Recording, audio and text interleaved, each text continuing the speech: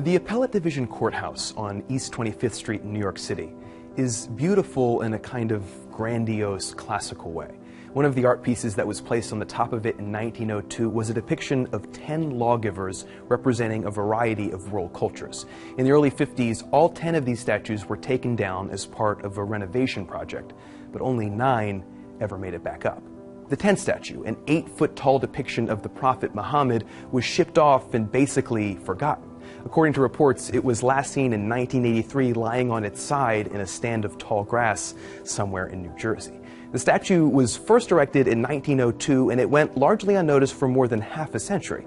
Then in the early 1950s, a number of Muslims, including the foreign ambassadors of Indonesia, Egypt, and Pakistan, saw an article about the impending renovations and sent letters of complaint to the courthouse. They didn't want the statue of Muhammad reinstalled, they wanted it destroyed. To us, that may sound like an outrageous request, an infringement on free speech, but at the time, it wasn't seen that way, and the courthouse, on the recommendation of the U.S. State Department, removed the statue. If you take from the equation the political context that modern-day terrorism and fear-mongering have created, the decision to do this and the request that led to it seems totally within reason.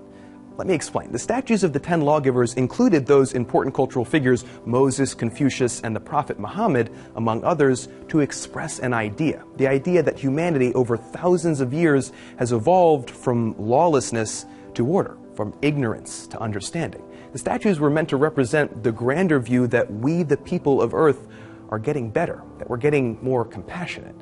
In that respect, removing the statue of the Prophet Muhammad not only makes sense, it's proof of the idea that the initial piece of art was created to represent. It shows that we can be more compassionate to each other, that we can have a broader understanding of other people and other cultures. Which is a good story, but it's a story that's not finished yet. According to reports, the offensive statue in question wasn't actually destroyed like the embassies had requested. Instead, it was put in a crate and trucked off to a stone company in Newark, New Jersey, then ostensibly lost outside of supposedly being seen in that field at one time in 1983. The point is, we may have been ready to remove the statue from a building in 1955 without much fanfare, but we were still a long way off from fully accepting the need for cultural sensitivity, and we may never get there.